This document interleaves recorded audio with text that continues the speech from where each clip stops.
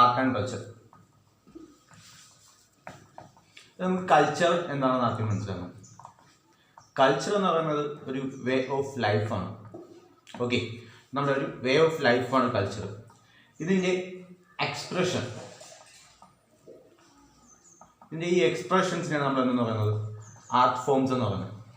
Okay, ഇതാണ് ഒരു ബേസിക്കായിട്ട് നമ്മൾ അറിയുന്നത്. ഇതിനെപ്പറ്റി കൂടുതലായിട്ട് ഡീപ്പായിട്ട് നമ്മൾ പഠിക്കും. പക്ഷേ ഇപ്പോൾ നമ്മൾ പഠിക്കാൻ പോകുന്നത് വെച്ചാൽ വേറെ കാര്യങ്ങളാണ്. അപ്പോൾ ഈ കൾച്ചർ എന്ന് പറയുന്ന ഒരു വേ ഓഫ് ലൈഫാണ്. അതിൻ്റെ എക്സ്പ്രഷനാണ് നമ്മൾ ആർട്ട് ഫോംസ് എന്ന് പറയുന്നത്. അപ്പോൾ നമുക്ക് ആർട്ട് ആൻഡ് കൾച്ചറിൻ്റെ സിലബസിനെ ഡിവൈഡ് ചെയ്യാം. നമ്മുടെ ആർട്ട് ആൻഡ് കൾച്ചർ സിലബസ് നമുക്ക് ഡിവൈഡ് ചെയ്യാം. അത് ആദ്യത്തെ എന്ന് വെച്ചാൽ വിഷ്വൽ ആർട്സ്.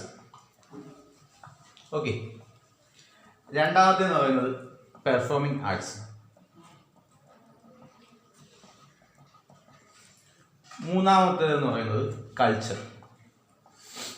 ഓക്കെ, ഇതാണ് നമ്മുടെ സിലബസ് എന്ന് പറയുന്നത്.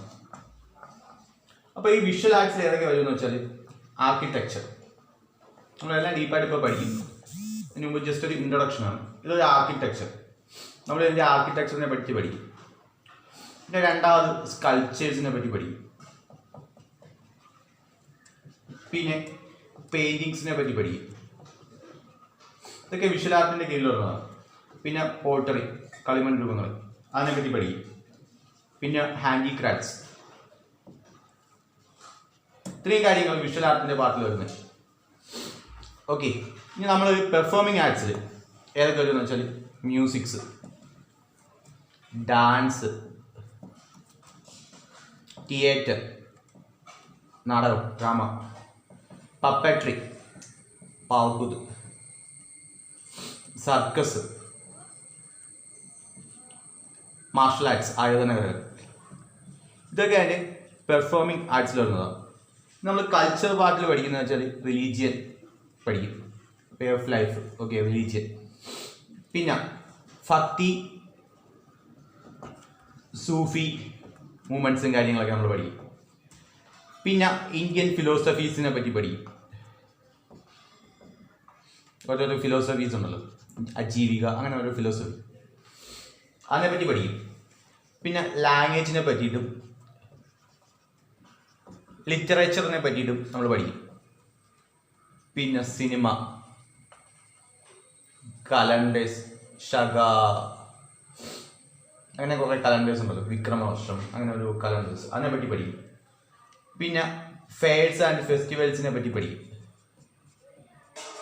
ഓക്കെ, പിന്നെ അവാർഡ്, പിന്നെ ഇൻസ്റ്റിറ്റ്യൂഷൻസ്, അതിനെപ്പറ്റി പഠിക്കും. പിന്നെ മിസ്ലേനിയസ് ആയിട്ടുള്ള കാര്യങ്ങൾ. ഇതാണ് നമ്മുടെ ആർട്ട് ആൻഡ് കൾച്ചർ നമ്മൾ പഠിക്കാൻ ഉദ്ദേശിക്കുന്നത്. Visual art, performing art, cultural. Visual art നമുക്ക് കാണുന്നതുകൊണ്ട് കാണാൻ പറ്റുന്ന art. Okay, architecture, sculptures, paintings, pottery, handicrafts, ഇങ്ങനെയുള്ള കാര്യങ്ങളൊക്കെ. ഇനി അടുത്ത് പെർഫോമിംഗ് ആർട്സ്, നമ്മൾ പെർഫോം ചെയ്യുന്നത് മനസ്സിലായോ? മ്യൂസിക്, ഡാൻസ്, തിയേറ്റർ, നാടകം, okay, puppetry, circus, martial arts. പിന്നെ കൾച്ചറായിട്ട് നമ്മളെ വേ ഓഫ് ലൈഫായിട്ട് ബന്ധപ്പെട്ട് റിലീജിയൻ, ഭക്തി and Sufi, Indian philosophy, language and literature, cinema, calendar, fair and festival, അങ്ങനെയുള്ള കാര്യങ്ങളൊക്കെ നമ്മൾ പഠിക്കും. അവാർഡ് ആൻഡ് ഇൻസ്റ്റിറ്റ്യൂഷൻസ്, ഇങ്ങനെയുള്ള കാര്യങ്ങളൊക്കെ നമ്മളിത് പഠിക്കും. ഇതാണ് ആർട്ട് ആൻഡ് കൾച്ചറിൽ നമ്മളൊരു സിലബസ് എന്ന് പറയുന്നത്. ഓക്കെ,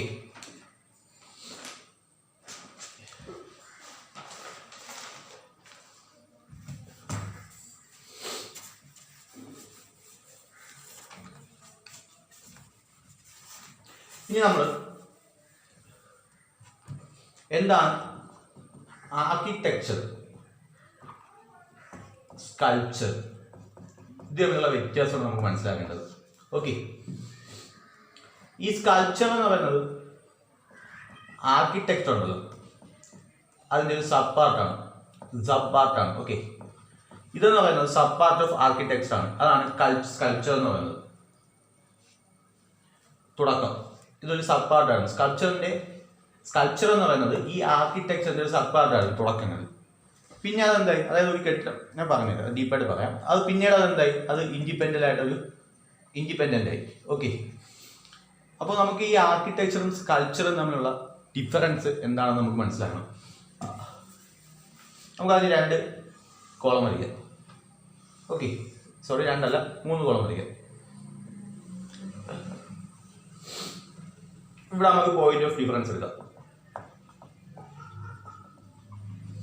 ഇവിടെ നമുക്ക് ആർക്കിടെക്ചർ എടുക്കാം. ഓക്കെ, ഇവിടെ വന്നിട്ട് നമുക്ക് കൾച്ചർ എടുക്കാം. നമുക്ക് സൈസ് വെച്ച് നോക്കാം. അതിൻ്റെ സൈസ് അതിൻ്റെ സ്കോപ്പും വെച്ച് ആദ്യം നോക്കാം. സൈസ് ആൻഡ് സ്കോപ്പ് നോക്കാം. ഓക്കെ, ആർക്കിടെക്ചറിൻ്റെ സൈസ് എന്ന് പറയുന്നത് വളരെ ഹ്യൂജ് സൈസാണ്. ഓക്കെ, ഞാനൊരു സിമ്പിൾ എക്സാമ്പിൾ എന്ന് വെച്ചാൽ ആർക്കിടെക്ചർ എന്ന് എടുക്കാം. ആർക്കിടെക്ചറും സ്കൾപ്ചറും തമ്മിലുള്ള ഒരു എക്സാമ്പിൾ എന്ന് പറയുന്നത് നമ്മുടെ വലിയൊരു കെട്ടിടം അതിൻ്റെ ഡിസൈനും കാര്യങ്ങളൊക്കെ ചെയ്യുന്നത് അതൊരു ആർക്കിടെക്ചറാണ്. ഒരു ചെറിയൊരു സ്കൾപ്ചർ എന്ന് വെച്ചാൽ ഒരു ചെറിയൊരു പ്രതിമ അങ്ങനെയുള്ള കാര്യങ്ങളൊക്കെ അതൊക്കെ സ്കൾപ്ചറാണ്. ഓക്കെ, ആർക്കിടെക്ചർ എന്ന് പറയുന്നത് ഹ്യൂജാണ്.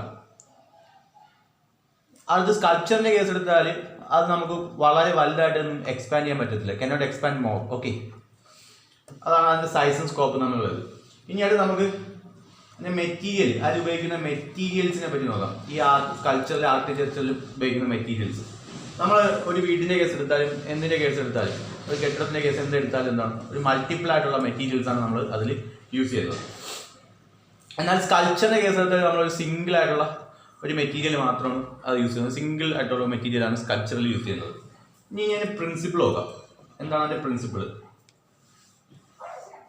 കൺസ്ട്രക്ഷൻ എന്താണ്? അതിൻ്റെ ഡിഫറൻറ്റ് കൺസ്ട്രക്ഷൻ ആണ്. ആർക്കിടെക്ചർ എടുത്താൽ കൺസ്ട്രക്ഷൻ എന്താണ്? ഡിഫറൻ്റ് ആണ്.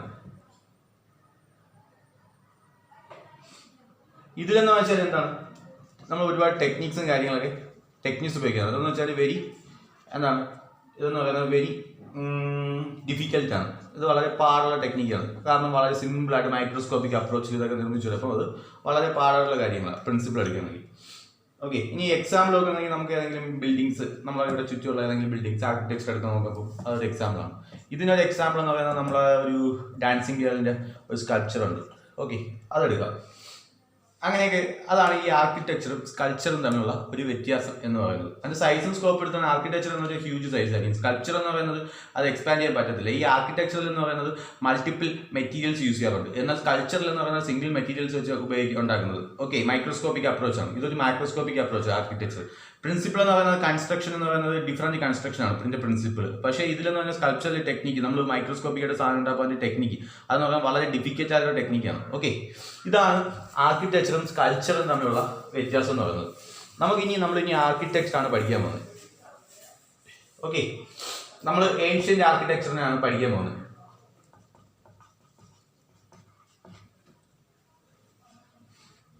നമ്മൾ ഏൻഷ്യൻ്റ് ആർക്കിടെക്ചറാണ് പഠിക്കാൻ പോകുന്നത്. അതിൽ നമ്മൾ ഡിവൈഡ് ചെയ്യും.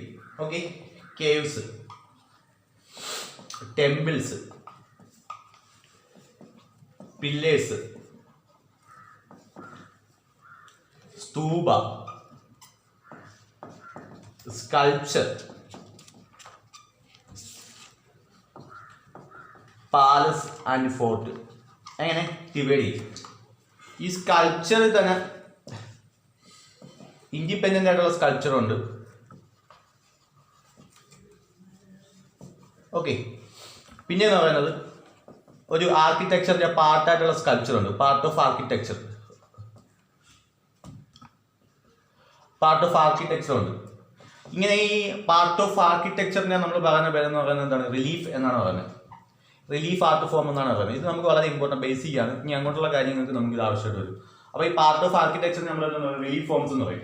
അപ്പോൾ നമുക്ക് ഇനി പഠിക്കാനുള്ളതെന്ന് വെച്ചാൽ ഈ ആർക്കിടെക്ചറിൽ ഓരോ പാർട്ടായിട്ട് ഡിവൈഡ് ചെയ്യും. നമുക്ക് കേവ്സിനെ പറ്റി പഠിക്കാനുണ്ട്, ഗുഹകളെ പറ്റി പഠിക്കാനുണ്ട്, ടെമ്പിൾസിനെ പറ്റി പഠിക്കാനുണ്ട്, പില്ലേഴ്സ് തൂണുകളെ പറ്റി പഠിക്കാനുണ്ട്, സ്തൂപ എന്താണ് സ്തൂപ എന്നുള്ള കാര്യങ്ങളൊക്കെ നമ്മൾ പഠിക്കും. ഇനി അത് സ്കൾപ്ചർ തന്നെ നമുക്ക് ഇൻഡിപെൻഡൻറ്റ് സ്കൾപ്ചറിനെ പറ്റിയും പഠിക്കാനുണ്ട്, പിന്നെ റിലീഫ്സിനെ പറ്റിയും പഠിക്കാനുണ്ട്. അത് പാർട്ട് ഓഫ് ആർക്കിടെക്ചറിനാണ്. അതുകൊണ്ട് പാലസിനെ പറ്റിയും അതേ കണക്ക് തന്നെ ഫോർട്ട് കോട്ടകളെ പറ്റിയും കാര്യങ്ങളൊക്കെ നമ്മൾ പഠിക്കും. ഓക്കെ,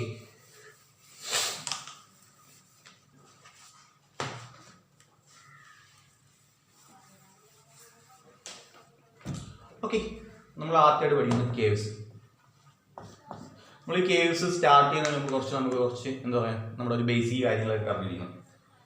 നമ്മൾ കേവ്സിനെ ക്ലാസിഫൈ ചെയ്യാം.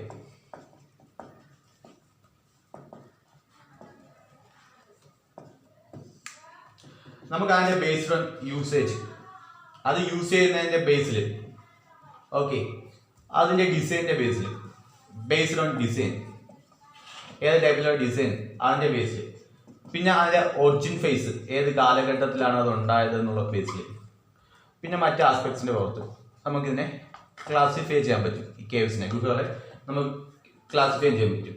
ഓക്കെ, നമ്മൾ ഈ ടൈപ്സ് ഓഫ് കേവ് എടുക്കണമെങ്കിൽ, ടൈപ്സ് ഓഫ് കേവ്സ് എടുക്കണമെങ്കിൽ കേവ്സ് 2 ടൈപ്പാണുള്ളത്. നാച്ചുറൽ കേവ്സ്, അതായത് പ്രകൃതിയിൽ നമ്മൾ ഒരുപാട് പഠിച്ചിട്ടുള്ള, അതായത് പ്രകൃതിയുടെ പ്രവർത്തന ഫലമായിട്ട് കേവ്സ് ഉണ്ടാകുന്നത്, അത് ജോഗ്രഫിയിൽ നമ്മൾ പഠിച്ചിട്ടുള്ളതാണ്. അത് നമ്മൾ ഇനി പഠിക്കും. ഓക്കെ, നാച്ചുറൽ ആയിട്ടുള്ള കേവ്സ് ഉണ്ട്, പിന്നെ ആർട്ടിഫിഷ്യൽ ആയിട്ടുള്ള കേവ്സ് ഉണ്ട്. അതായത് ഇത് ബിൽറ്റ് ചെയ്തത് ഓരോ രാജാക്കന്മാർ ബിൽറ്റ് ചെയ്ത്, അശോകന്റെ സമയം തൊട്ട് കേവ്സ് ഉണ്ടാക്കാൻ തുടങ്ങിയിട്ടുണ്ട്. അത് നമ്മൾ പഠിക്കും. അപ്പോൾ types of caves, natural caves ഒന്നും ആർട്ടിഫിഷ്യൽ കേവ്സ് ഒന്നും നമുക്ക് തരംതിരിക്കാൻ പറ്റും. ഇനി അടുത്ത ലൊക്കേഷൻ്റെ ബേസിൽ, ലൊക്കേഷൻ്റെ ബേസിൽ എന്ന് പറയുന്നത് പ്രധാനമായിട്ടും, ഓക്കെ, പ്രധാനമായിട്ട് കേവ്സ് എന്ന് പറയുന്നത് വെസ്റ്റേൺ ഇന്ത്യയിലും, ഓക്കെ, അതേ കണക്കിന് ഈസ്റ്റേൺ ഇന്ത്യയിലാണ് പ്രധാനമായിട്ട് കേവ്സ് ഉണ്ടായിട്ടുള്ളത്. ഓക്കെ, വെസ്റ്റേൺ ഇന്ത്യയിലും ഈസ്റ്റേൺ ഇന്ത്യയിലാണ് ഉണ്ടായിട്ടുള്ളത്. അത് ഡീപ്പായിട്ട് നമ്മൾ പഠിക്കും. 2 അശോകന്റെ കാലഘട്ടത്തെ എവിടെയാണ്, അതേ കണക്കിന് നമ്മുടെ ശതവാഹനന്മാരുടെ കാലത്ത് എവിടെയാണ്, ഗരവേല, അങ്ങനെ കുറേ കാര്യങ്ങളൊക്കെ പഠിക്കുന്നുണ്ട്. ഇത് ജസ്റ്റ് ഒരു ഇൻട്രൊഡക്ഷൻ ആണ്. അപ്പോൾ ആ കാര്യങ്ങളൊക്കെ നമ്മൾ പഠിക്കും. അതിൻ്റെ ലൊക്കേഷൻ്റെ ബേസിൽ നമുക്ക് പഠിക്കാൻ പറ്റും. പിന്നെ ആരാണ് കേവ്സ്, ആരൊക്കെ ഉണ്ടാക്കിയിട്ടുണ്ട്, ഹൂം ബിൽറ്റ്, ആരൊക്കെ ഉണ്ടാക്കിയിട്ടുണ്ട്, അതിൻ്റെ ബേസിൽ പ്രധാനമായിട്ട് രാജാക്കന്മാർ കേവ്സ് ഉണ്ടാക്കിയിട്ടുണ്ട്. മർച്ചൻസ്, കച്ചവടക്കാർ ഉണ്ടാക്കിയിട്ടുണ്ട്. ഓക്കെ, അതങ്ങനെ മിഷണറീസ് ഉണ്ടാക്കിയിട്ടുണ്ട്. അവരുടെയൊക്കെ അതൊക്കെ നമ്മൾ പഠിക്കും. Okay, whom built. ഇനി അടുത്തതിൻ്റെ പർപ്പസ്, എന്ത് ആവശ്യത്തിനാണ് എന്നുള്ളത്. ആ സമയത്താണ് നമ്മൾ ചൈത്യ, എന്താണ് വിഹാര, ഈ കാര്യങ്ങൾ പഠിക്കുന്നത്. വിഹാര എന്ന് പറയുന്നത്, ചൈത്യ എന്ന് പറയുന്നത് നമ്മൾ പ്രധാനമായിട്ടും വർഷിപ്പിന് വേണ്ടിയിട്ടാണ് ഉപയോഗിക്കുന്നത്. ഡീപ്പായിട്ട് നമ്മൾ പഠിക്കും. ഇപ്പോൾ ജസ്റ്റ് ഒന്ന് പറയുന്നുള്ളൂ. അതായത് ആരാധനയ്ക്ക് വേണ്ടി ഉപയോഗിക്കുന്നതാണ് ഇതെന്ന് പറയുന്നത്. വിഹാര എന്ന് പറയുന്നത് നമ്മൾ എന്തിനാണ് ഉപയോഗിക്കുന്നത്, താമസത്തിന് വേണ്ടിയിട്ട്. മങ്സിൻ്റെയൊക്കെ അവിടുത്തെ മങ്സും കാര്യങ്ങളൊക്കെ താമസിച്ചിരുന്നത് റെസിഡൻസിന് വേണ്ടിയിട്ടാണ് വിഹാര യൂസ് ചെയ്യുന്നത്. ഓക്കെ, ഇതാണ് എൻ്റെ ഒരു ബേസ് എന്ന് പറയുന്നത്. കേവ്സിൻ്റെ ക്ലാസിഫിക്കേഷനിൽ നമ്മൾ അറിഞ്ഞിരിക്കേണ്ട കുറച്ച് കാര്യങ്ങളാണ് ഇപ്പോൾ പറഞ്ഞത്. ഇനി നമുക്ക് ഇത് പഠിക്കുന്നതിന് മുമ്പ് നമുക്ക് എന്താണ് ഹിസ്റ്ററി, എങ്ങനെ ഡിവൈഡ് ചെയ്യാം, അപ്പോൾ കേവ്സ് ഏതൊക്കെ കാലഘട്ടത്തിലാണ് വന്നത്, അതിനൊക്കെ പറ്റി മനസ്സിലാക്കാൻ വേണ്ടിയിട്ട് നമുക്ക് ഹിസ്റ്ററി ഡിവൈഡ് ചെയ്യണം. എല്ലാത്തിനും, കേവ്സ് മാത്രമല്ല എല്ലാ കാര്യത്തിലും നമുക്ക് ഹിസ്റ്ററി ഡിവൈഡ് ചെയ്യാം. നമുക്ക് ഹിസ്റ്ററി അണ്ടർസ്റ്റാൻഡ് ചെയ്യാൻ വേണ്ടിയിട്ട് കുറച്ച് കാര്യങ്ങൾ അറിഞ്ഞിരിക്കണം. എന്താണ് pre history? Okay, pre historic India. Okay, അത് നമുക്ക് എന്താ പറയുക, സ്റ്റോൺ ഏജ്. അത് നമ്മൾ ഒരു ഒറിജിൻ തൊട്ട് സ്റ്റാർട്ട് ചെയ്താൽ ഒരു 1000 BCE എന്ന് പറയും.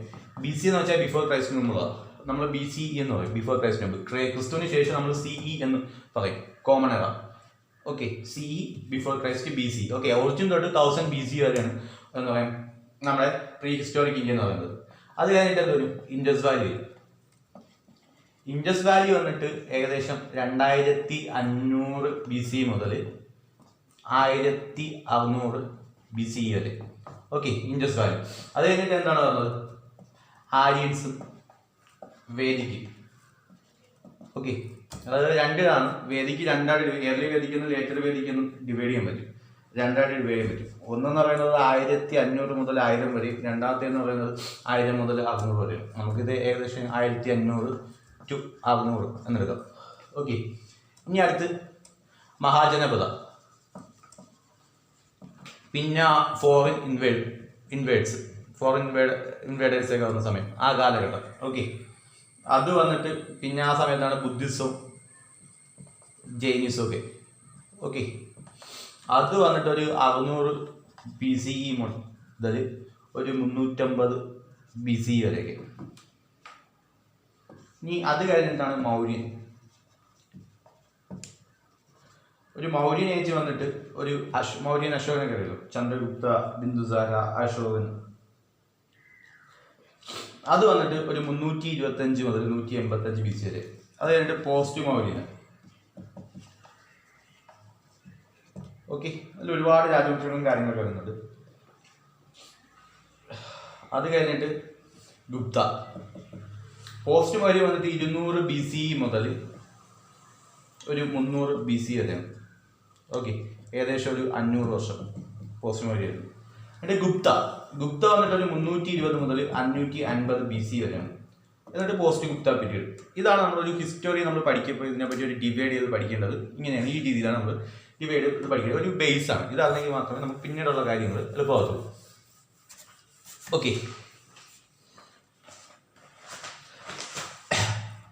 നമുക്ക് കേവ്സിനെ പറ്റിയാണ് പഠിക്കുക. ഈ കേവ്സ് എന്ന് പറയുന്നത് ഒരു റോക്കറ്റ്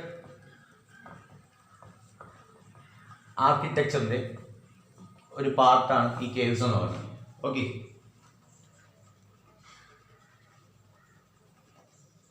ഒരു നാച്ചുറൽ റോക്ക് ഉണ്ട്. ഇത് നാച്ചുറൽ റോക്ക് എന്ന് വിചാരിച്ചു. ഇതിലൊരു സ്ട്രക്ചർ ഇത് കാർവ് ചെയ്തു, കൊത്തുപണി ചെയ്ത് കാർവ് ചെയ്ത് ഒരു നാച്ചുറൽ റോക്കിന്റെ ഒരു സ്ട്രക്ചർ ക്രിയേറ്റ് ചെയ്യുക. നാച്ചുറൽ റോക്കിന്റെ ഒരു സ്ട്രക്ചർ ക്രിയേറ്റ് ചെയ്യുക. മനസ്സിലായോ? അങ്ങനെ കാർവ് ചെയ്തു. ഓക്കെ, അതായത് creating A structure.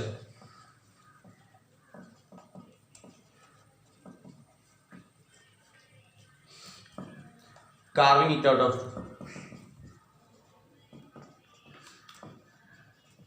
natural rocks. Okay, ഒരു സ്ട്രക്ചർ ക്രിയേറ്റ് ചെയ്യുക, ഒരു നാച്ചുറൽ റോക്സിൽ ഒരു സ്ട്രക്ചർ കാർവ് ചെയ്ത് ഉണ്ടാക്കുക. അതാണ് കേവ്സ് എന്ന് ഉദ്ദേശിക്കുന്നത്. ഇതെന്ന് പറയുന്നത് വളരെ ഡിഫറൻ്റ് ആയിട്ടുള്ള ടൈപ്പ് ഉണ്ട്, ഡൈവേഴ്സ് ആയിട്ടുള്ളതുകൊണ്ട് അതിന് ഇത് ഫൗണ്ട് ഒരു ഗ്രേറ്റർ ആയിട്ടുള്ള അബണ്ടൻസ് ആയിട്ട് ഇത് ഫൗണ്ട് ചെയ്തിട്ടുണ്ട്. നമ്മൾ ഇന്ത്യയിൽ എടുക്കുകയാണെങ്കിൽ നമുക്ക് ഏകദേശം മോർ ദാൻ 1500 റോക്കറ്റ് സ്ട്രക്ചർ ഇന്ത്യയിൽ നമുക്ക് കണ്ടെത്താൻ കഴിയും. മോർ ദാൻ 1500 റോക്കറ്റ് സ്ട്രക്ചർ ഇന്ത്യയിൽ തന്നെ നമുക്ക് കണ്ടെത്താൻ കഴിയും. ഓക്കെ, ഇന്ത്യയിലെ കേവ് സ്ട്രക്ചർ എടുക്കുന്നതെങ്കിൽ റിലീജിയസ് പർപ്പസിന് വേണ്ടിയിട്ട് യൂസ് ചെയ്യാറുണ്ടായിരുന്നു. റിലീജിയസ് പർപ്പസിന് വേണ്ടിയിട്ടാണ് പ്രധാനമായിട്ടും അവർ യൂസ് ചെയ്യുന്നത്. അതായത് ബുദ്ധിസ്റ്റ് ആർക്കിടെക്ചർ, പ്രധാനമായിട്ടും ഒരു ബുദ്ധിസ്റ്റ് ആർക്കിടെക്ചറിനും കാര്യങ്ങളിലൊക്കെയാണ് ഇവർ യൂസ് ചെയ്യുന്നത്. ഓക്കെ, ഇതിൽ ചൈത്യ എന്ന് പറയുന്ന പ്ലേസ് എന്ന് പറയുന്നത് എന്തിനാണ്? ജൈൻസ് എടുത്താലും ചൈത്യ ജൈൻസും ബുദ്ധിസ്റ്റും എന്തിനു വേണ്ടിയിട്ടാണ് യൂസ് ചെയ്യുന്നത്? അവരുടെ വർഷിപ്പിന് വേണ്ടിയിട്ടാണ് ചൈത്യ യൂസ് ചെയ്തിരുന്നത്. ഓക്കെ, ഈ ചൈത്യയുടെ കേസ് എടുക്കുകയാണെന്ന് വെച്ചാൽ ഒരു റെക്റ്റാങ്കുലർ ആയിട്ടുള്ള ഒരു പ്രയർ ഹാൾ ഉണ്ട്. അതിൻ്റെ സെൻറ്ററിലായിട്ട് ഒരു സ്തൂപം കാണും. ഓക്കെ, റെക്റ്റാങ്കുലർ ആയിട്ടുള്ള ഒരു പ്രയർ ഹാൾ, അതിൻ്റെ സെൻറ്ററിലായിട്ട് ഒരു സ്തൂപം കാണും.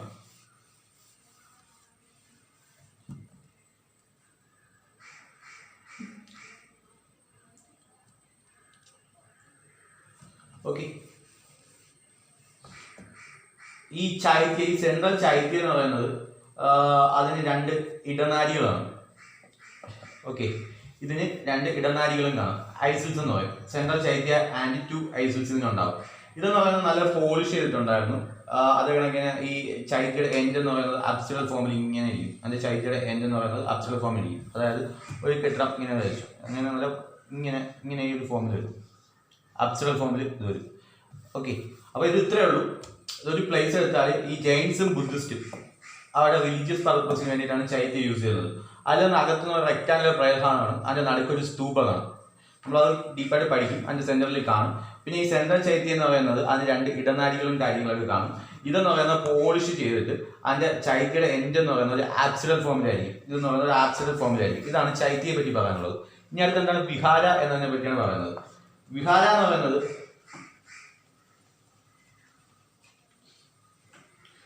ഈ മോണസ്ട്രീസ് ഒക്കെ ഈ താമസിക്കുന്ന സ്ഥലം, മോണസ്ട്രീസ് ഒക്കെ ഉണ്ടല്ലോ, അവർ ഈ റെസിഡൻസ് ഈ മൺസും കാര്യങ്ങളൊക്കെ താമസിക്കുന്ന സ്ഥലത്തിനെയാണ് നമ്മൾ എന്താ പറയുന്നത് വിഹാര എന്ന് പറയുന്നത്. ഇതിനെന്ന് പറയുന്നത് ഈ വിഹാരയ്ക്ക് സ്തൂപ കാണത്തില്ല, എന്നാൽ ചൈത്യയിൽ എന്ത് കാണും? സ്തൂപ കാണും. ഇതാണ് അതിന്റെ പ്രധാന ഡിഫറൻസ് എന്ന് പറയുന്നത്. വിഹാരയെ സംബന്ധിച്ച് സ്തൂപ കാണും, എന്നാൽ ചൈത്യയെ സംബന്ധിച്ച് നോക്കുകയാണെങ്കിൽ ചൈത്യയിൽ സ്തൂപ കാണത്തില്ല. ഇതിനുശേഷം ഈ വിഹാര കുറച്ച് നാളുകൾക്ക് ശേഷം ലേറ്റർ ആയിട്ട് അതിന്റെ ഇത് ടെമ്പിൾ ആയിട്ട് ഉപയോഗിക്കാൻ തുടങ്ങിയിട്ടുണ്ട്. ഓക്കെ, അപ്പൊ ഇത്രയും കാര്യങ്ങളാണ് നമ്മൾ പഠിക്കാനുള്ളത്. ഇത്രയും കാര്യങ്ങൾ പഠിച്ചു. എന്താണ് ചൈത്യയും വിഹാരയും തമ്മിലുള്ള വ്യത്യാസം പഠിച്ചു. നമ്മളത് കഴിഞ്ഞിട്ട് നമ്മൾ പഠിച്ചതെന്ന് വെച്ചാൽ കുറച്ച് നാൾ കഴിഞ്ഞിട്ട് ഈ കേവ്സ് നമ്മൾ ആദ്യം എന്ന് വെച്ചാൽ എന്താണ് ബുദ്ധിസ്റ്റ് അവരുടെ റിലീജിയസ് പർപ്പസിന് വേണ്ടിയിട്ട് ഉപയോഗിക്കുകയായിരുന്നു ചൈത്യ. അതാണ് വിഹാര എന്ന് പറയുന്നത് ബുദ്ധിസ്റ്റ് താമസിക്കുന്നതിന് വേണ്ടിയിട്ടാണ് വിഹാര യൂസ് ചെയ്തിരുന്നത്. എന്നാൽ കുറച്ച് നാളുകൾക്ക് ശേഷം ഈ കേവ്സ് ഉണ്ടല്ലോ, നമ്മുടെ ഗുഹകൾ, അവർ എന്തായിട്ട് ഉപയോഗിക്കാൻ തുടങ്ങി? ടെമ്പിളായിട്ട് ഉപയോഗിക്കാൻ തുടങ്ങി. അതേ കണക്കിന് ഈ കേവ്സിൽ നമ്മൾ എന്ത് ചെയ്യാൻ തുടങ്ങി? മൾട്ടിപ്പിൾ ഇമേജസും ഫോം ചെയ്യാൻ തുടങ്ങി. ഒരുപാടായിട്ടുള്ള ഇമേജസും കാര്യങ്ങളും നമുക്ക് അവിടെ നിന്ന് കണ്ടെത്താൻ സാധിച്ചു. പിക്ചറും കാര്യങ്ങളൊക്കെ നമുക്ക് അവിടെ നിന്ന് കണ്ടെത്താൻ സാധിച്ചു. ഓക്കെ, അതായത് ഒരു ഇതെടുക്കുക, ഒരു മൗണ്ടൻ, ഒരു റോക്കായിട്ട് ഇതെന്ന് പറയുന്നത് എന്തായിരിക്കും? ചൈത്യം എന്ന് വിചാരിച്ചു. ഇവിടെ എന്തായിരിക്കും? ഒരു സ്തൂപ. ഇത് ചൈത്യം, ഇവിടെ സ്തൂപ, ഇവിടെ ഒരു വിഹാരം. ഓക്കെ, ഈ ഒരു മോഡലായിരിക്കും. ഇതൊക്കെ ബേസാണ് നമ്മൾ പഠിക്കുന്നത്. ഇനി നമ്മൾ ഡീപ്പായിട്ട് പഠിക്കും.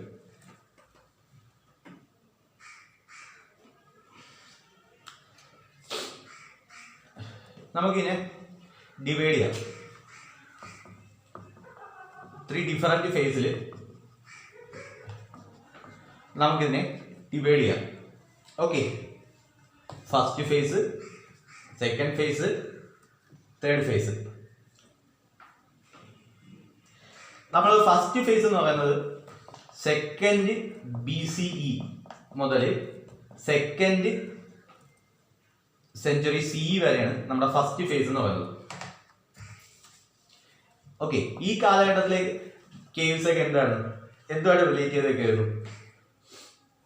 ബുദ്ധിസമായിട്ട് റിലേറ്റ് ചെയ്തതായിരുന്നു. ഈ കാലഘട്ടത്തിലെ കേവ്സ് എല്ലാം ബുദ്ധിസമായിട്ട് റിലേറ്റ് ചെയ്ത കേവ്സ് ആയിരുന്നു. എക്സ്ക്ലൂസീവ്ലി റിലേറ്റഡ് ടു ബുദ്ധിസമാണ്. ഇതിൽ ബുദ്ധനെ റെപ്രസെന്റ് ചെയ്തിരിക്കുന്നതെന്ന് വെച്ചാൽ സിംബോളിക്കലിയാണ് ബുദ്ധൻ ഇവിടെ റെപ്രസെന്റ് ചെയ്യപ്പെട്ടിരുന്നത്. ഇവിടെ സിംബോളിക്കലിയാണ് റെപ്രസെന്റ് ചെയ്യപ്പെട്ടിരുന്നത്. ബുദ്ധനെ റെപ്രസെന്റ് ചെയ്തിരിക്കുന്നത് വെച്ചാൽ സിംബോളിക്കലിയാണ്. അതായത് ലോട്ടസ്, അതേ കണക്കിന് വീല്, അങ്ങനെയുള്ള കാര്യങ്ങളിലേക്കാണ് ഈ കാലഘട്ടത്തിൽ ബുദ്ധനെ റെപ്രസെന്റ് ചെയ്തിരിക്കുന്നത്.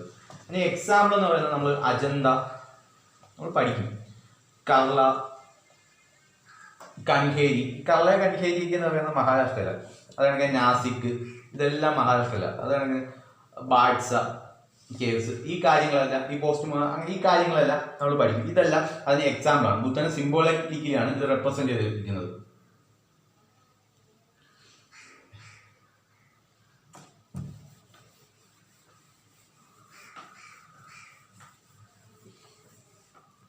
പിന്നെ ഈ ഫസ്റ്റ് ഫേസിലാണെന്ന് വെച്ചാൽ ഈ ട്രേഡ് ആൻഡ് കൊമേഴ്സ് ഒക്കെ ഇൻക്രീസ് ചെയ്യാൻ തുടങ്ങി. ഓക്കെ, ഫസ്റ്റ് ഫേസിനെ പറ്റിയാണ് പറയുന്നത്. ട്രേഡ് ആൻഡ് കൊമേഴ്സ് ഒക്കെ ഇൻക്രീസ് ചെയ്യാൻ തുടങ്ങിയ സമയത്ത് ട്രേഡ് ആൻഡ് കൊമേഴ്സ് ഇൻക്രീസ് ചെയ്യാൻ തുടങ്ങി. അപ്പോൾ ഈ റിലീജിയൻസ് ഉണ്ടല്ലോ, അവരുമായിട്ടുള്ള ഈ ട്രേഡ് കൊമേഴ്സ് കണക്ഷനൊക്കെ ഇൻക്രീസ് ചെയ്തു. അപ്പോൾ ഈ ബുദ്ധിസ്റ്റ് മെഷീനറീസ് ഉണ്ടല്ലോ, ഈ ബുദ്ധിസ്റ്റ് മെഷീനറീസ് ഒക്കെ എന്ന് വെച്ചാൽ അവരുടെ ഈ മൊണാസ്റ്ററീസ് ഒക്കെ ട്രേഡ് റൂട്ടിന് അടുത്തുള്ള പ്രദേശങ്ങളിൽ സ്ഥാപിക്കാൻ തുടങ്ങി. ഓക്കെ,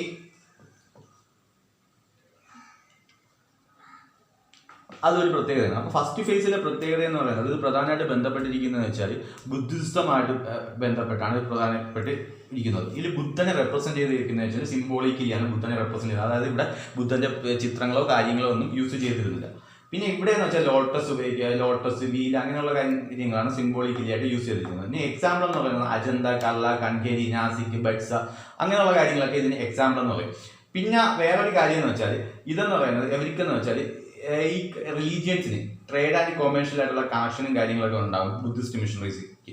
അങ്ങനെ അവർ പതിവായിട്ട് മൊണാസ്ട്രീസ് എന്ത് ചെയ്യും, നമ്മൾ ട്രേഡ് റൂട്ടിലൊക്കെ സ്ഥാപിക്കാൻ തുടങ്ങി. ഓക്കെ, അതാണ് ഫസ്റ്റ് ഫേസിന്റെ പ്രത്യേകത എന്ന് പറയുന്നത്. ഇനി നമുക്കിനി പഠിക്കാനുള്ളതെന്ന് വെച്ചാൽ സെക്കൻഡ് ഫേസ് ആണ് പഠിക്കാനുള്ളത്. ഓക്കെ, ഫസ്റ്റ് ഫേസ് നമ്മൾ പഠിച്ചു. ഇനി അടുത്ത് സെക്കൻഡ് ഫേസ്. സെക്കൻഡ് ഫേസ് എന്ന് പറയുന്നത് ഇത് 5th സെഞ്ചുറി മുതൽ 7th സെഞ്ചുറി വരെയാണ് ഉള്ളത്. ഇവിടെ എന്ത് ചെയ്യും, ബുദ്ധനെ പേഴ്സണിഫൈഡ് ചെയ്യും. ബുദ്ധ വാസ് പേഴ്സണിഫൈഡ്. ഇവിടെ ബുദ്ധനെ അവരെന്ത് ചെയ്യും, പേഴ്സണിഫൈഡ് ചെയ്യും. ഇവിടെ എന്ത് ചെയ്യും, വിഹാരാസിന് കുറച്ച് മാറ്റങ്ങൾ സംഭവിക്കും. Viharas underwent some changes. വിഹാരാസിന് ഇവിടെ എന്ത് ചെയ്യും, ചില ചേഞ്ചുകൾ സംഭവിക്കും.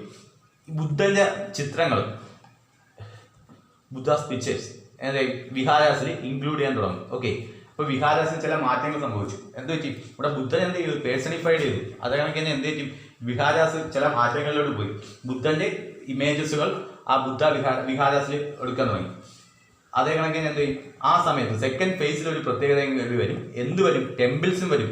എന്ത് ചെയ്യും, റോക്കറ്റ് കേവ് ടെമ്പിൾസും സ്റ്റാർട്ട് ചെയ്യാൻ നിർമ്മിക്കാൻ തുടങ്ങി. ഓക്കെ, ഇതാണ് സെക്കൻഡ് ഫേസിൽ സംഭവിച്ച മാറ്റങ്ങൾ. ഫസ്റ്റ് ഫേസിൽ ബുദ്ധൻ്റെ ഇത് മാത്രമേ ഉള്ളൂ, ബുദ്ധിസമായിട്ട് ബന്ധപ്പെട്ട കാര്യങ്ങൾ മാത്രമേ ഉള്ളൂ. സെക്കൻഡ് ഫേസിൽ വരുമ്പോൾ എന്തൊരു റോക്കറ്റ് ടെമ്പിൾസും കാര്യങ്ങളൊക്കെ വരും. പിന്നെ എന്തൊരു വിഹാരാസിൽ എന്തൊരു മാറ്റം സംഭവിക്കും. വിഹാരാസിൽ എന്ന് വെച്ചാൽ ബുദ്ധന്റെ പിക്ചേഴ്സ് വരാൻ പറ്റും, പിക്ചേഴ്സ് വന്നു തുടങ്ങി. പിന്നെ വേറെ എന്ത് സംഭവിച്ചു, ബുദ്ധൻ എന്ത് ചെയ്യും, പേഴ്സണിഫൈഡ് ചെയ്തു. ഇതാണ് സെക്കൻഡ് ഫേസിലെ പ്രത്യേകത വരുന്നത്. ഓക്കെ, ഇനി അടുത്ത തേർഡ് ഫേസിൽ എന്ത് സംഭവിക്കും, അതാണ് നമുക്ക് നോക്കാനുള്ളത്. ഓക്കെ, തേർഡ് ഫേസ് എന്ന് പറയുന്നത് 7th സെഞ്ച്വറി മുതൽ 10th സെഞ്ച്വറി വരെ നമുക്ക് തേർഡ് ഫേസ് ആണെന്ന് പറയാൻ പറ്റും. ബുദ്ധിസ്റ്റ് കേവ്സ് എന്ത് ഫോമിൽ കണ്ടിന്യൂ ചെയ്യും, ഇപ്പോൾ ഉള്ള കണക്ക് തന്നെ ചൈത്യ ആൻഡ് വിഹാര ഫോംസിൽ ഇത് കണ്ടിന്യൂ ചെയ്യാൻ തുടങ്ങും. ഓക്കെ, അതേ കണക്കിന് ഹിന്ദു കേവ്സും ജൈനന്മാരുടെ കേവ്സും ജെയിൻസ് കേവ്സും ഈ പീരീഡിൽ നിർമ്മിച്ചു തുടങ്ങുന്നുണ്ട്. ഇത് ഒരുപാട് പ്ലേസസിലൊക്കെ ലൊക്കേറ്റ് ചെയ്ത് ഒരുപാട് പ്രദേശങ്ങളിലൊക്കെ ഇത് ലൊക്കേറ്റ് ചെയ്യാൻ തുടങ്ങിയിട്ടുണ്ട്. ഓക്കെ, അപ്പം കേവ്സ് എന്ത് ഒരുപാട് അജീവിക സെക്ടർ വന്നു തുടങ്ങി. ഞാൻ നേരത്തെ പറഞ്ഞ ഹിന്ദു വന്നു തുടങ്ങി, ബുദ്ധിസം വന്നു തുടങ്ങി. ബുദ്ധിസത്തിൽ തന്നെ എന്താണ് ഹീനായാൻ, ഓക്കെ, മഹായാൻ, അതൊക്കെ ജൈനിസം. അപ്പോൾ തേർഡ് ഫേസ് ആകുമ്പോൾ എന്ത് ചെയ്യും, ബുദ്ധന്റെ ചൈത്യ വിഹാര അത് നിർമ്മിക്കുന്ന കണ്ടിന്യൂ ചെയ്തുകൊണ്ടിരിക്കും. രണ്ടാമത്തെ കേസ് എന്ന് പറയുന്നത് ഹിന്ദു ടെമ്പിൾസ്, ഹിന്ദു കേവ്സ്, അതേകണക്കിന് ജെയിൻസ് കേവ്സും ഈ പീരീഡിൽ ഉണ്ടാക്കാൻ തുടങ്ങി. അത് കണക്കിന് ഇത് ഒരുപാട് പ്രദേശങ്ങളിൽ ഒരുപാട് മൾട്ടിപ്പിൾ പ്ലേസിൽ ഇത് ലൊക്കേറ്റ് ചെയ്യാൻ തുടങ്ങി. ഇത്രയും കാര്യങ്ങളാണ് ഫസ്റ്റും സെക്കൻഡും തേർഡും ഫേസിൽ വന്ന മാറ്റങ്ങൾ. ഇതാണ് ഇതിന്റെ മാറ്റങ്ങൾ എന്ന് പറയുന്നത്. അപ്പോൾ നമ്മൾ ഫസ്റ്റ് ഫേസ് എടുത്ത് നോക്കുകയാണെങ്കിൽ നമുക്ക് കാണാൻ പറ്റുന്ന ഒരു പ്രധാനപ്പെട്ട മാറ്റം എന്ന് പറയുന്നത് എന്താണ്, ഫസ്റ്റ് ഫേസിൽ എന്ന് പറയുന്നത് ഇത് എന്തുമായിട്ട് ബന്ധപ്പെട്ടേ ഉള്ളൂ, ബുദ്ധിസമായിട്ട് ബന്ധപ്പെട്ട് മാത്രമേ ഈ കേവ്സും കാര്യങ്ങളൊക്കെ ഉള്ളൂ. ഓക്കെ, ഇല്ല ബുദ്ധനെ എന്തായിട്ടാണ് റെപ്രസെന്റ് ചെയ്യുന്നത്, സിംബോളിക്കലായിട്ട് മാത്രമേ ബുദ്ധനെ റെപ്രസെന്റ് ചെയ്തിട്ടുള്ളൂ. ഇനി എക്സാമ്പിൾ നമ്മൾ പഠിക്കും, പിന്നീട് നമുക്ക് ഇതെല്ലാം മനപ്പാടാവും. അജന്ത എന്താണ്, കാർല കേവ്സ്, കൻകേരി കേവ്സ്, നാസിക്, ബഡ്സാനെ പറ്റിയെല്ലാം നമ്മൾ ഡീറ്റെയിൽ ആയിട്ട് പഠിക്കും. അതേ കണക്ക് തന്നെ ഈ എവരിക്ക് എന്ന് വെച്ചാൽ ഫസ്റ്റ് ഫേസിൽ എന്ന് പറയുന്നത് ബുദ്ധിസ്റ്റിൽ ഉള്ള മങ്സിന്, അതേ കണക്ക് മിഷണറീസിന് അവർക്ക് ട്രേഡ് ആൻഡ് കൊമേഴ്സ് ആയിട്ടുള്ള കണക്ഷൻ വരും, വാണിജ്യ അവരായിട്ടൊരു കണക്ഷൻ വരും. അപ്പോൾ അവരെന്ത് ചെയ്യും, മിഷണറീസ് പതിവായിട്ട് എവിടെ മൊണാസ്ട്രീസ് എവിടെയാണ് ഉണ്ടാക്കാൻ തുടങ്ങിയത്, ലൊക്കേഷൻ നിയർ ദ നമ്മുടെ ട്രേഡ് റൂട്ട്സിൻ്റെ അടുത്ത് അവർ ഇത് കെട്ടാൻ തുടങ്ങി. കാരണം അവർക്ക് അവരുടെ സാമ്പത്തികത്തിന് വേണ്ടിയിട്ടാണ് അവരങ്ങനെ ചെയ്യുന്നത്. പിന്നെ അടുത്തെന്ന് പറയുന്നത് സെക്കൻഡ് ഫേസിൽ എന്ത് സംഭവിക്കും, സെക്കൻഡ് ഫേസിൽ എന്ന് പറയുന്നത് ബുദ്ധനെ എന്ത് ചെയ്യും, പേഴ്സണിഫൈഡ് ചെയ്യും. മാത്രമല്ല വിഹാരത്തിൽ ചെറിയ മാറ്റങ്ങൾ വരും. എന്ത് മാറ്റങ്ങൾ വരും, വിഹാരാസിൽ എന്ന് പറയുന്നത് ബുദ്ധന്റെ ഇമേജസ് ആ വിഹാരസിൽ ഇൻക്ലൂഡ് ചെയ്യാൻ തുടങ്ങി. രണ്ടാമത്തേന്ന് വെച്ചാൽ ടെമ്പിൾസ് വന്നു തുടങ്ങി, റോക്കറ്റ് ടെമ്പിൾസ് വന്നു തുടങ്ങി. ഇനി തേർഡ് ഫേസ് എന്ന് വെച്ചാൽ ഈ സെയിം സംഭവം കുറച്ച് കണ്ടിന്യൂ ചെയ്യുന്നുണ്ട്, പക്ഷെ കുറച്ച് അതിന്റെ അളവ് കൂടി.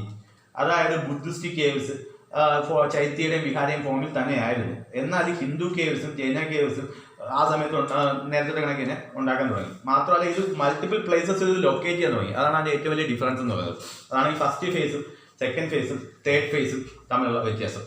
ഇനി എന്താണ് ഡിസൈനിന്റെ ബേസിലുള്ള ക്ലാസിഫിക്കേഷൻ? ഓക്കെ,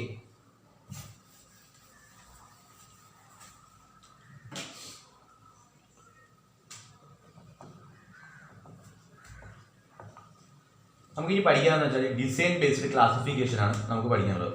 ഡിസൈനിന്റെ ബേസിലുള്ള ക്ലാസിഫിക്കേഷനെ പറ്റിയാണ് പഠിക്കുന്നത്.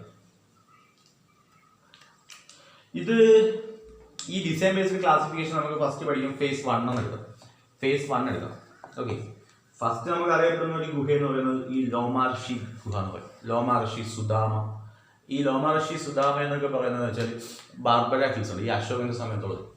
ആ ബാർബര ഹിൽസിലെ പ്രധാനപ്പെട്ട 4 ഗുഹകളിൽ ഒന്നാണ് ഈ ലോമാർഷി സുദാമ കേവ്സ് എന്നൊക്കെ പറയുന്നത്. ഇതെന്ന് പറയുന്നത് അജീവിക സെറ്റിനെയൊക്കെ ഇൻഫ്ലുവൻസ് ചെയ്യുന്ന സംഭവം, അതൊക്കെ പിന്നീട് പഠിക്കുന്നുണ്ട്.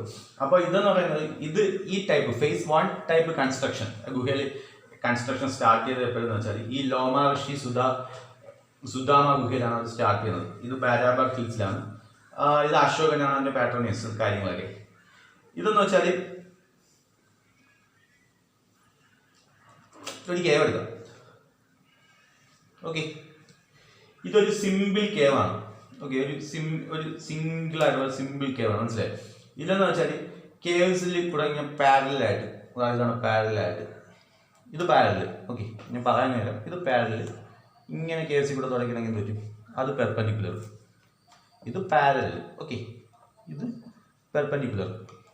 അപ്പോൾ എവർ ചെയ്തതെന്ന് വെച്ചാൽ ഇതിൽ ഒരു സിമ്പിൾ കേവ്സ്, ഈ കേവ്സ് എന്ന് വെച്ചാൽ എന്ത് ചെയ്യും, ran parallel to the rock face. Okay,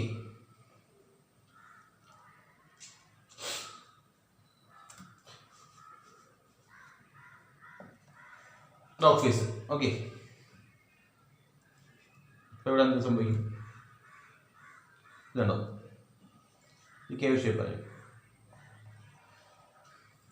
ഇത്രയേ ഉള്ളൂ, സിമ്പിൾ കേവ്സ് ആണ്. ഇതെന്ന് പറയുന്നത് run parallel to the rock face ആണ്.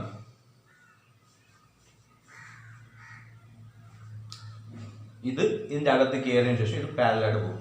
ഓക്കെ,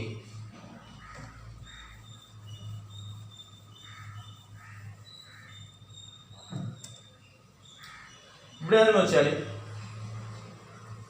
ലോമാർഷി കേവ്സ് എടുക്കാം. ഇത് കണ്ടോ, ഇതാണ് അതിൻ്റെ ഒരു ഷേപ്പ് എന്ന് പറയും. നമുക്ക് ഇങ്ങനെ എടുക്കാം. ലോമാർഷി കേവ് എടുക്കണമെങ്കിൽ ഈ ഒരു ഷേപ്പ് എന്ന് വിചാരിച്ചു. ഈ ലോമാർഷി കേവ് എവിടെയെന്ന് അറിയാം? ഈ ലോമാർഷി കേവ് മഹാരാഷ്ട്രയിലാണ്. ഓക്കെ, നമ്മൾ ലോമാർഷി കേവ്സ് എടുക്കാം. Sorry, Lomarshi caves. ഓക്കെ,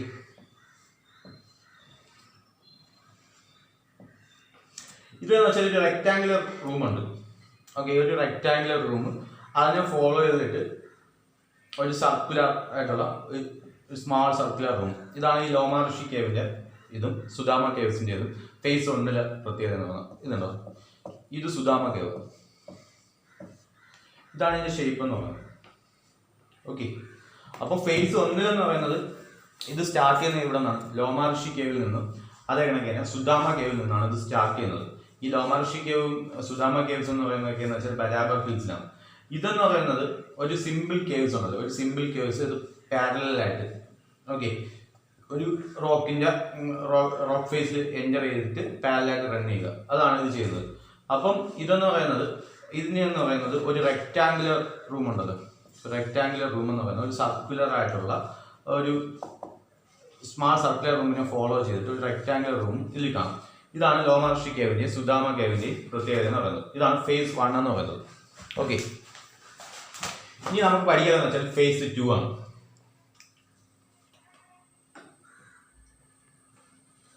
നമ്മൾ ഇതിലെന്ന് പറയുന്നത് ക്വാണ്ടിറ്റീവ് എന്ന് പറയുന്ന ഒരു ഗുഹയുണ്ട്, ഒരു കേവ് ഉണ്ട്. അതുകൊണ്ടാണ് സെക്കൻഡ് സ്റ്റേജ് കാണിക്കുന്നതെന്ന് പറയുന്നത്.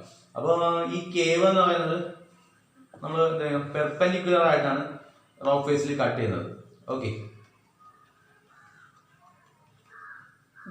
പിന്നെ ഇതിലെന്ന് പറയുന്ന ഒരു സ്തൂപ കാണും.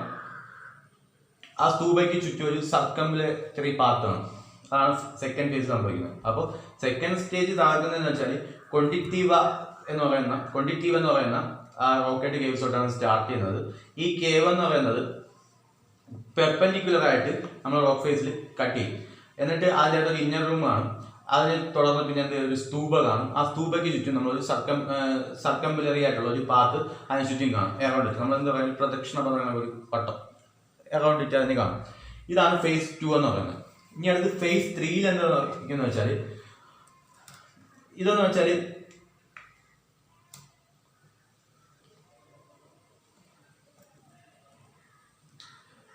ഇതെന്ന് പറയുന്നത് ഒരു നെക്സ്റ്റ് സ്റ്റേജ് ആണ്. ഫേസ് 3 എന്ന് പറയുന്നത് ഫേസ് 2 കഴിഞ്ഞ അടുത്തുള്ള നെക്സ്റ്റ് സ്റ്റേജ് ആണ്. ഇവിടെ എന്ന് വെച്ചാൽ റോസ് ഓഫ് പില്ലേഴ്സ് ഉണ്ട്. ഈ ഒരുപാട് പില്ലേഴ്സ്, ഈ വാൾ ഉണ്ടല്ലോ, ഈ വാളിന് പാരലായിട്ട് ഒരുപാട് പില്ലേഴ്സ് അവർ ഉണ്ടാക്കും, ബിൽഡ് ചെയ്യും. ഓക്കെ, എന്നിട്ട് ഒരു സർക്കംബുലേറ്ററി പാത്ത് അത് ക്രിയേറ്റ് ചെയ്യും. ഒരു സർക്കംബുലേറ്ററി പാത്ത് അത് ക്രിയേറ്റ് ചെയ്യും. പിന്നെ ഇതിൻ്റെ സെൻട്രൽ റൂഫ് എന്ന് പറയുന്നത് വളരെ പൊക്കത്തിലായിരിക്കും, വളരെ ഹൈയിലായിരിക്കും. പിന്നെ അതെന്ന് പറയുന്നത് വോൾട്ടഡ് ആയിരിക്കും. അതിൻ്റെ സെൻട്രൽ റൂഫ് എന്ന് പറയുന്നത് പൊക്കത്തിലായിരിക്കും. പിന്നെ അതെന്ന് പറയുന്നത് എന്തോ വോൾട്ടഡ് ഷേപ്പായിരിക്കും. വോൾട്ടഡ് എന്ന് വെച്ചാൽ ഈ ഷേപ്പ്. ഓക്കെ, വോൾട്ടഡ് ഷേപ്പായിരിക്കും. സൈഡ് റൂഫ് എന്ന് പറയുന്നത് എന്തായിരിക്കും, ലോ ആയിരിക്കും. ഓക്കെ, സൈഡ് റൂഫ് എന്ന് പറയുന്നത് ലോ ആയിരിക്കും. ഇനി നമുക്ക് ഈ സംടൈംസിലൊക്കെ എന്ന് വെച്ചാൽ റോക്കറ്റ് ബീറ്റ്സ് എന്ന് പറയുന്നത് സെൻട്രൽ ഹാളിന് അറൗണ്ട് ആയിട്ടൊക്കെ കാണാം. ഓക്കെ, ഇതാണ് ഫേസ് 3 എന്ന് പറയുന്നത്. ഫേസ് 3 പ്രധാനപ്പെട്ട ഒരു കാര്യം എന്ന് പറയുന്നത് പില്ലേഴ്സ് വന്നു തുടങ്ങി. ഈ പില്ലേഴ്സ് എന്ന് പറയുന്നത് പാരലായിട്ട് വാലിന് പാരലായിട്ട് ഉണ്ടാക്കാൻ തുടങ്ങി. ഇതൊരു സർക്കംബുലേറ്ററി പാസേജ് ഉണ്ടാക്കാൻ തുടങ്ങി. ഓക്കെ, ഇത്രയും കാര്യങ്ങളാണ്. നമുക്ക് എക്സാമ്പിൾ എന്ന് പറയുന്നത് ഫാജ, പിത്താൾഗോറ അങ്ങനെയുള്ള കാര്യങ്ങളൊക്കെയാണ്, ബൾസ അങ്ങനെയുള്ള കാര്യങ്ങളൊക്കെയാണ് ഫേസ് 3 എന്ന് പറയുന്ന സംഭവം. ഇനി അടുത്ത് ഫേസ് 4 എന്ന് സംഭവിച്ചെന്ന് വെച്ചാൽ, ഫേസ് 4 എന്ന് പറയുന്നത് നമ്മൾ ശതവാഹന കിങ്സ് എന്ന് പറയുന്ന കിങ്സ് ഉണ്ട്. ഈ കേവ്സ് എന്ന് പറയുന്നത് ഈ കേവ്സിന് റോയൽ പാർട്ടനേജ് കൊടുത്തത് ഈ ശതവാഹന കിങ്സ് ആണ്. അപ്പം എവരെന്ന് പറയുന്നത് ഇത് ഭയങ്കരമായിട്ട് ഇലാബറേറ്റ് ചെയ്തു, അതെങ്ങനെ ഇത് ഭയങ്കരമായിട്ട് അലങ്കരിച്ചു. ഈ ബേസിക് ഫീച്ചേഴ്സ് ഉള്ളത്, അതായത് ഫേസ് 3യിലുള്ള ബേസിക് ഫീച്ചേഴ്സ് തന്നെയാണ് ഇവർ കണ്ടിന്യൂ ചെയ്തത്. പിന്നെ ഇതിലെന്ന് പറയുന്നത് ചില വ്യത്യാസങ്ങൾ എന്ന് പറയുന്നത്, നമ്മൾ വെറൈറ്റി ഓഫ് മിഥുൻ കപ്പിൾസ് ഒക്കെ ഉണ്ടല്ലോ, മിഥുൻ കപ്പിൾസ് ഒക്കെ അവിടെ കാർഡ് ചെയ്തിട്ടുണ്ട്. ഓക്കെ, അവരുടെ ഗേറ്റ്സിലൊക്കെ അവർ മിഥുൻ കപ്പിൾസ് ഒക്കെ, വെറൈറ്റി ഓഫ് മിഥുൻ കപ്പിൾസ് ഒക്കെ അവർ കാർഡ് ചെയ്തിട്ടുണ്ട്. പിന്നെ അവരുടെ പില്ലേഴ്സിനൊക്കെ ഉണ്ടല്ലോ, അവരുടെ പില്ലേഴ്സ് ഒക്കെ എന്ന് പറയുന്നത് ഇലാബറേറ്റഡ് ആണ്, ഇലാബറേറ്റഡ് ആയിട്ടുള്ള ക്യാപിറ്റലും കാര്യങ്ങളൊക്കെ അതിൽ വന്നിട്ടുണ്ട്. പിന്നെ എന്ന് പറയുന്നത് ഈ അവരുടെ സൈഡ് റൂഫ് എന്ത് പറ്റി, മറ്റേ ലോ എന്നത് ഇതെന്ത് പറ്റി, സൈഡ് റൂഫ് ബിക്കം ഫ്ലാറ്റ് ആയിട്ട് മാറി, അവരുടെ സൈഡ് റൂഫ് ഫ്ലാറ്റ് ആയിട്ട് മാറി. പിന്നെ മൾട്ടി സ്റ്റോർഡ് ആയിട്ടുള്ള കേവ്സും കാര്യങ്ങളൊക്കെ വന്നു, മൾട്ടി സ്റ്റോർഡ് ആയിട്ടുള്ള കേവ്സും കാര്യങ്ങളൊക്കെ ഫേസ് 4 വന്നു. ഓക്കെ, എക്സാമ്പിൾ എന്ന് പറയുന്നത് Nasik cave, Junnar caves, Kanheri caves, Pitalkhora caves ഇങ്ങനെയുള്ള കാര്യങ്ങളൊക്കെയാണ് ഇതിന്റെ എക്സാമ്പിൾ എന്ന് പറയുന്നത്. ഇതെന്ന് പറയുന്നത് ഒരു ബേസിക് ആണ്. ഇനി ഇത് നമ്മൾ ഡീപ്പായിട്ടാണ് ഇനി അടുത്ത് പഠിക്കാൻ പോകുന്നത്. ഓക്കെ, നമുക്ക് ഇന്നത്തെ ക്ലാസ് ഇതുകൊണ്ട് നിർത്താം. ഇനി നമുക്ക് ഇതിന്റെ ഡീപ്പായിട്ടുള്ള കാര്യങ്ങൾ ഇനി അടുത്ത ക്ലാസ്സിൽ നമ്മൾ പഠിക്കാൻ പോകുന്നത്. ഇത് ജസ്റ്റ് ഒരു ബേസ് മാത്രമായിട്ടുള്ളൂ, നമ്മളിനി പഠിക്കാൻ പോകുന്നത് അടുത്ത്.